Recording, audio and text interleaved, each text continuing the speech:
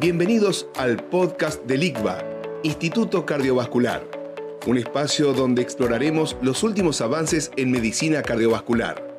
En cada episodio contaremos con la participación de expertos del ICVA, quienes compartirán su experiencia, investigaciones y recomendaciones para el manejo de la enfermedad cardiovascular. En estas series no solo buscamos transmitir conocimiento, sino generar un espacio de reflexión, debate y aprendizaje práctico. Bienvenidos al podcast del ICVA, Instituto Cardiovascular. Soy Alberto López de Lima, director médico del ICVA. Bueno, continuando con este canal de comunicación con nuestros colegas, acercándole las últimas novedades en medicina cardiovascular. En ese sentido, estamos acompañados por Santiago Ordóñez y vamos a hablar del tema de la insuficiencia aórtica, pero el tratamiento percutáneo, que esa es la gran novedad de este episodio de podcast, ¿no? Todo lo que se está haciendo con respecto a el tratamiento de esta valvulopatía que parecía muy circunscripta a la cirugía. Santiago Ordóñez es un médico cardiólogo, es cardiólogo intervencionista, ha hecho el fellow de cardiología e intervencionismo y la residencia misma acá en el Instituto Cardiovascular, y su diferencial lo ha logrado en términos de cardiopatía estructural y en su nivel de entrenamiento es que ha hecho un fellow de intervencionismo en cardiopatía estructural en la Western University, particularmente en el London Health Science Center, que es un hospital muy, muy importante en Canadá.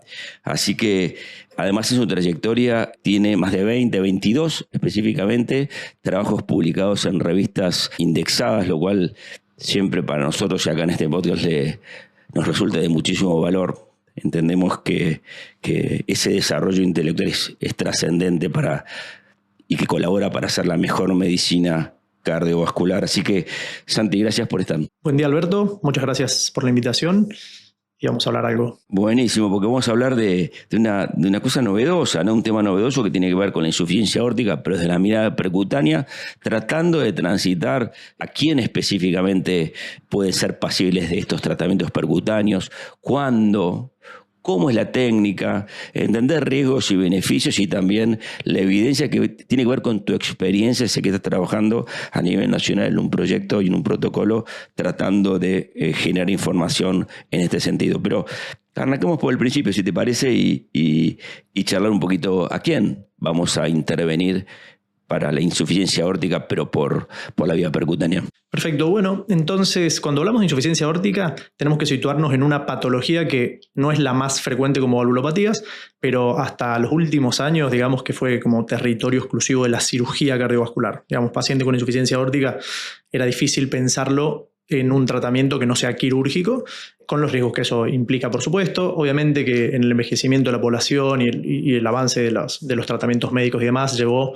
a que tengamos hoy en día muchos pacientes con valvulopatías con mucho riesgo quirúrgico, por edad, porque comorbilidades o por mismo la repercusión de ciertas valvulopatías en el corazón, que los pone en un riesgo de someterse a una intervención quirúrgica clásica, un riesgo o prohibitivo o alto. O sea, estamos hablando que viene a ocupar un espacio en un área o en un segmento de la etapa de la enfermedad que o era tratamiento médico y esperar que sea la evolución natural, o que la cirugía era por ahí tan riesgosa como la evolución natural, algo así. Definitivamente, digamos, el intervencionismo un poco, esa es la historia del intervencionismo, empezar a hacer cosas menos invasivas, disminuir el riesgo a terapéuticas que antes tenían un riesgo muy, muy alto y demás.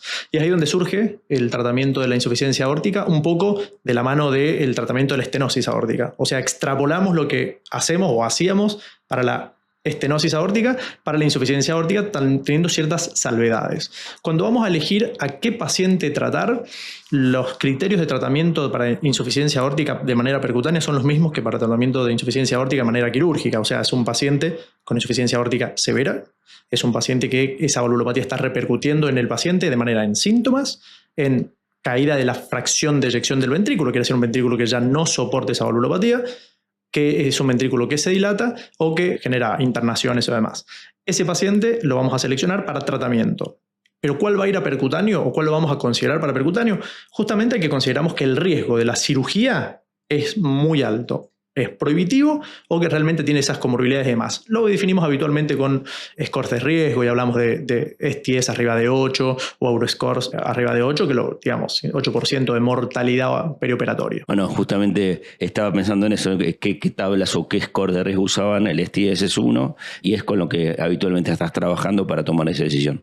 Hacemos los dos. Usamos, hoy en día STS y Euroscore, la verdad que van muy de la mano. Se empiezan a separar después de ese 8%. Más de arriba empiezan a diverger un poco, pero hasta ese 8% más o menos es más o menos juntos. Sí, ¿y esa discusión dónde transcurre? En el instituto todos los miércoles tenemos un ateneo multidisciplinario que es nuestro hard team, en el cual discutimos todos los pacientes que requieren alguna intervención o que consideramos que requieren alguna intervención para ver qué camino toma. Digamos, esto no es una decisión de un solo médico, no es una decisión mía que digo este paciente voy a intervenir, sino que es una decisión conjunta con un grupo de médicos, de especialistas, de cirujanos, cardiólogos clínicos, cardiólogos intervencionistas, especialistas en imágenes, y entre todos tomamos la decisión de qué camino vamos a tomar. Interesante porque ese hard team se ha ampliado en estos últimos 2 años con nuestra asociación al grupo Swiss Medical como parte del grupo y también participan directamente los jefes de servicio de las clínicas del grupo, así que eso le da también mucha riqueza y mucha interacción.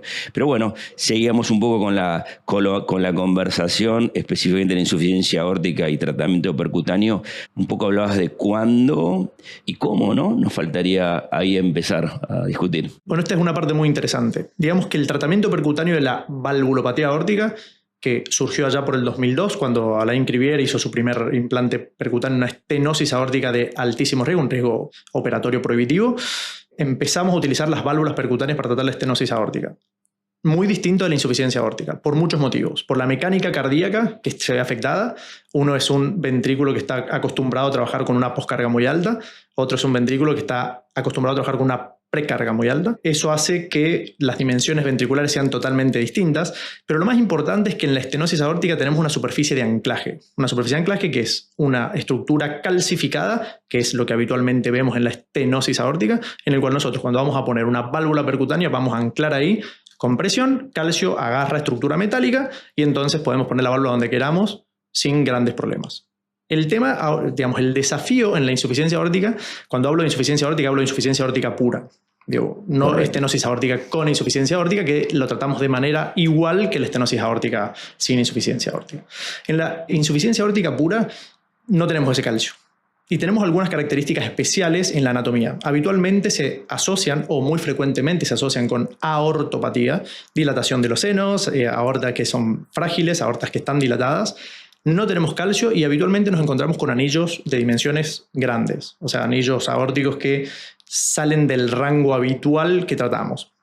Eso nos impone un desafío técnico porque las prótesis desarrolladas para la estenosis aórtica tienen un rango de tamaño. Máximo. Un rango máximo, definitivamente. Entonces, ahí tenemos que hacer tal vez adaptar algunas cosas en algunas prótesis y tenemos que encontrar cómo anclar esa prótesis, que nosotros no tenemos suturas, no suturamos la prótesis, sino que la tenemos que poner en esa estructura. La manera nosotros de poder anclar una prótesis en la insuficiencia aórtica es todo un desafío, porque una de las complicaciones que tenemos que evitar y que pueden aparecer es justamente la embolización de la válvula, que entenderás que es una catástrofe, definitivamente. Y pocos pacientes entonces sobreviven si tenemos esa complicación. Entonces, el anclado, ya que no tenemos calcio, lo hacemos por un oversizing. Oversizing me refiero a una sobredimensión de la prótesis, el tamaño de la prótesis, por sobre el anillo aórtico, que como te decía, habitualmente son grandes. Fue flexible todo, ¿no? La elasticidad de ese tejido también está comprometida y la tendencia... Definitivamente, digamos, el anillo aórtico es una estructura virtual, no existe como tal, no es, entonces eso es músculo cardíaco, es tracto de salida. El músculo es una estructura flexible, como muy bien decías. Entonces digo, ¿cómo voy a hacer para poner algo que se quede en el ciclo cardíaco? Bueno, entonces es ahí donde usamos una sobredimensión de la estructura que nosotros vamos a colocar, llamémosle la válvula, a ese anillo. Y ahí depende de la prótesis que vayamos a utilizar. Hoy en día tenemos prótesis que están diseñadas para tratar la insuficiencia aórtica, que están en fase de experimentación y trials, ya se usan en el mundo, en el país todavía no tenemos, porque eso entrarían por uso compasivo, digamos, no están aprobadas para ser utilizadas, que recientemente hay un trial que podemos charlar, que se presentó en ACC este año, de un dispositivo dedicado, y lo que usamos, que son los dispositivos no dedicados para insuficiencia aórtica, quiere decir, son dispositivos que se diseñaron para estenosis aórtica, y las utilizamos para tratar la la insuficiencia. Esos dispositivos, tenemos dispositivos balón expandible y autoexpandible, como los que usamos en el TAVI. Y el criterio es calculan, como decís, un sobre tamaño de lo que están viendo. Exactamente, entonces, depende de la prótesis que vamos a usar. Siempre tenemos que sobredimensionarla para que el anclaje sea por presión sobre ese músculo. Bien. Para hacerlo como regla simple, vamos a decir que las prótesis autoexpandibles las vamos a sobredimensionar hasta un 30%, que eso en TAVI es mucho, en estenosis aórtica es mucho, pero llevamos a ese 30% para que se ancle de manera fija y no tengamos riesgo de embolización. Y las prótesis balón expandibles, en tanto que nosotros le damos esa fuerza radial y evitar riesgos de rupturas y demás, las sobredimensionamos 20%. O sea, quiere decir que ponemos una estructura 20% más grande que la estructura anatómica, medido en telesístole, quiere decir en el momento en que el anillo aórtico es más grande, y a eso le llamamos un 20 o 30% de sobredimensión para buscar entonces que esa prótesis quede en el lugar deseado. ¿Y hay un criterio especial porque esto de tener sus riesgos también, esto de sobreexpandir, ¿no? Definitivamente es ahí donde aparecen los desafíos, digamos. Tenemos que ver no solo la sobredimensión, que son estos números más o menos que te comentaba, sino es, dependiendo de la anatomía del paciente, es a qué nivel vamos a poner esa válvula. No es lo mismo un ventrículo que no se dilató mucho y que tiene un tracto de salida largo y que tiene un septum membranoso largo a un paciente que tiene un septum membranoso corto, a un paciente que tiene un ventrículo dilatado y un tracto de salida bien corto, producto de esa dilatación o esa forma esférica que tiene el ventrículo.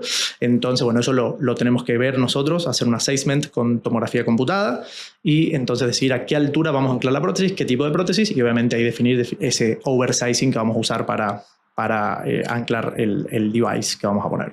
Me hablabas un poco de riesgos y hablamos de riesgos y beneficios y ahí un poco tratar de ir yendo por esos caminos con respecto a los beneficios que vos ves con esta técnica. Mira, por supuesto toda intervención tiene un riesgo. Siempre a los pacientes cuando los tengo en consultorio y tenemos que programar esto, les digo, mira, nadie hace nada cuyo riesgo sea mayor al beneficio. Entonces, los riesgos que tiene esta práctica es como tenemos que hacer ese sobredimensionamiento más grande que lo que hacemos habitualmente, existe, comparado con el tratamiento de la estenosis, más riesgo de que haya una ruptura anular, eso es así. Tenemos más riesgo de que haya un bloqueo auriculoventricular, por el mismo motivo. Hay más riesgo de oclusión coronaria, porque bueno, todo esto tiene que ver con el tamaño. Por supuesto, definitivamente hay más riesgo de embolización comparado con el tratamiento de la estenosis aórtica. Que todos esos riesgos, cuando empezamos a hacer esto, que fue hace un par de años, lo fuimos disminuyendo totalmente, basado básicamente en la tomografía y el uso de software que, bueno, utilizamos inteligencia artificial para ver esto. Y el beneficio, sin duda, es que le sacamos la valvulopatía al paciente. Recién hablabas de tomografía e inteligencia artificial. Repasé un poco qué herramientas usan para la medición y decir, che, pongo esta válvula con, dijiste, balón expandible. ¿Cómo elijo si es balón expandible, si es autoexpandible? ¿Qué herramientas utilizas? Entiendo la tomografía multislide, que es de gran utilidad, pero hablaste de inteligencia artificial, debe estar el transesofágico. Bien, entonces, el gold estándar o es la piedra angular de esta intervención sin duda es la tomografía, tan o incluso más importante que la tomografía para estenosis aórtica. La estenosis aórtica usamos siempre la tomografía, pero insuficiencia es clave. Muchas veces estos pacientes, dijimos, comorbilidades, alto riesgo, se asocian a problemas, por ejemplo, renales. Claro, ¿sí? Entonces, y eso es una angiotomografía que tenés obviamente contraste. Exactamente, entonces, bueno, ahí agrega otros desafíos. La verdad es que el primer estudio a utilizar es tomografía, el segundo es tomografía y el tercero también es tomografía. Si no puedo usar esos tres recursos, ahí recién pensamos en el eco transesofágico, que nos puede dar información, pero la certeza que nosotros necesitamos para hacer esta intervención la hacemos con tomografía. Y me nombraste la inteligencia artificial. Bueno, usamos un software específico que se vale mucho la inteligencia artificial, el machine learning, que lo hizo gente más inteligente que yo claramente, y nosotros solamente usamos ese beneficio. Usamos las imágenes del paciente y podemos extrapolar y elegir la válvula que nosotros queremos, posicionarla en el lugar que queremos, ver cómo va a quedar, cuánto sobredimensionamiento que vamos a usar, cómo va a quedar en relación a las arterias coronarias, cómo va a quedar en relación al tracto de salida, cómo va a quedar en relación a la aorta, y entonces podemos prever lo que vamos a hacer. O sea, lo vemos, así quedó, digamos, antes de hacerlo. Así quedó antes de hacerlo, entonces eso nos da mucha seguridad para elegir la prótesis que vamos a usar y cómo la vamos a poner. ¿Qué tasa tenés de de cuestiones vinculadas a la colocación de marcapasos? ¿Cuáles son las complicaciones que algo las nombraste, pero más o menos en qué frecuencia ocurren? Entonces, primero te voy a decir que en la estenosis aórtica acá en el instituto tenemos una tasa de marcapaso alrededor del 13%, que es muy similar a los números internacionales. En insuficiencia aórtica, esto no es pecar de soberbia, pero la verdad que tenemos 0%. Okay. ¿Sí? No es porque seamos buenísimos, ¿no? Sino creo que tiene que ver más con una planificación muy exhaustiva en estos casos, que primero son infrecuentes, o sea, no es que todos los días tenemos una insuficiencia aórtica, vamos a decir que más o menos representan el 5% de las intervenciones valvulares que hacemos. Habías nombrado antes, en este momento nosotros estamos publicando una serie de estas insuficiencias aórticas tratadas de manera percutánea. Me interesa mucho de la evidencia, que me cuentes el estudio, esto que estás haciendo vos específicamente, pero también asociado a lo que hablabas de válvulas dedicadas que escuchamos recientemente en el American College. Espectacular eso, Alberto. Entonces, primero hablamos esto del trabajo que se acaba de presentar en American College. Ese es el estudio Align AR.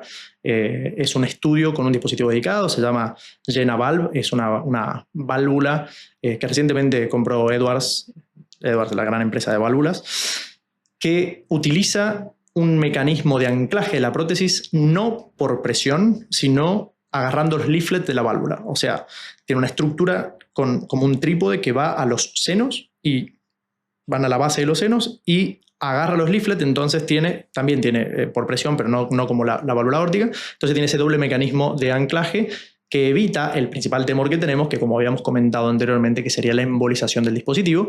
Entonces este fue un estudio observacional, digamos. Presentaron 500 pacientes tratados con este dispositivo. Por un número interesante.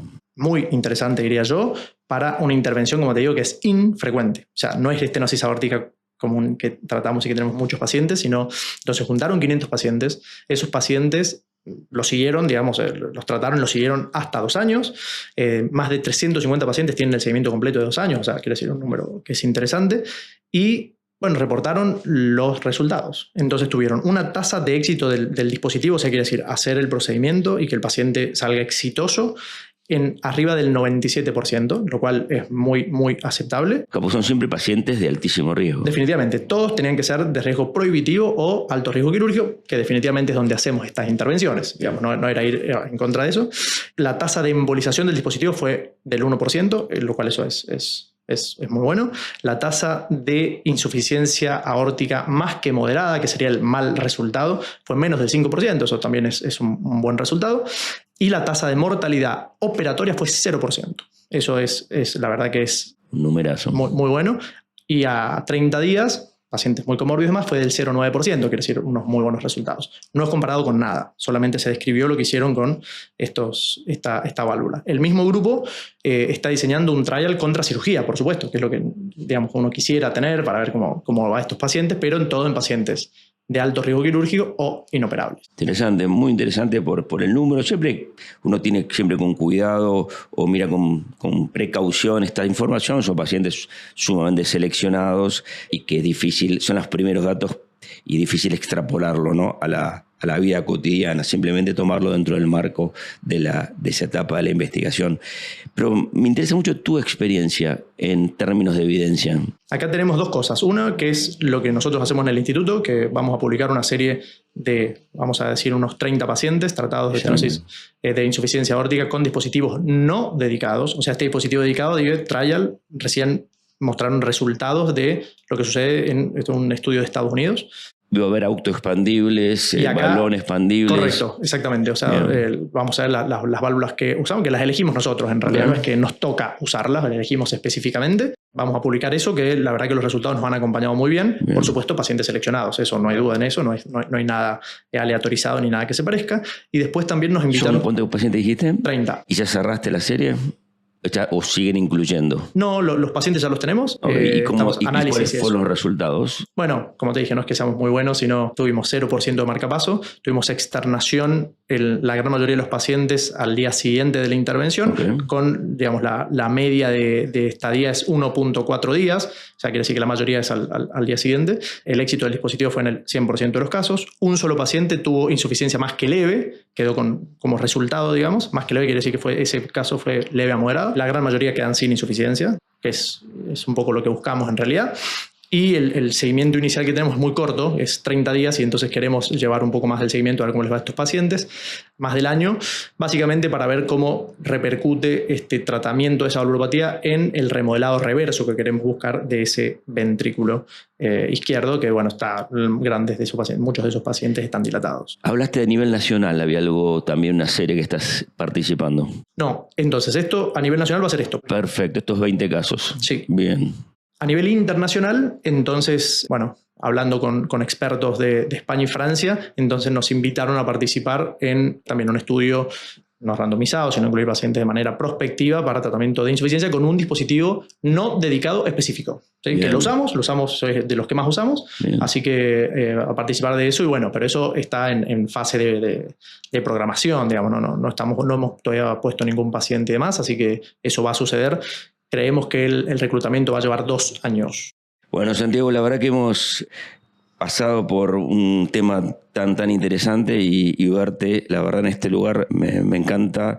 En particular entender que la cardiología o la cardiopatía intervención estructural es lo que tiene más, el tema futuro parecería ser un camino que es inevitable y que va en beneficio a cada vez. Antes decíamos cirujanos buenos, cicatrices grandes, ahora cirujanos buenos son cicatrices chicas y hasta punciones. Claro, no nos gusta la cicatriz. Sin cicatrices, y un poco está la línea, ¿no? Con menores intervenciones, ¿no? Así que, pero entendiendo que cada sector o cada espacio tendrá su lugar, tratando de, con la evidencia, encontrarnos en el espacio correcto para cada una de las dos técnicas que definitivamente han transcurrido tantos años y han demostrado, por lo menos la quirúrgica, tantos años su beneficio. Así que siempre hay algo que te va desafiando. Santiago, muchísimas gracias por participar y bueno, seguramente nos encontraremos en otro encuentro. Muy bien, Alberto, muchísimas gracias y bueno, volveremos a encontrarnos prontamente.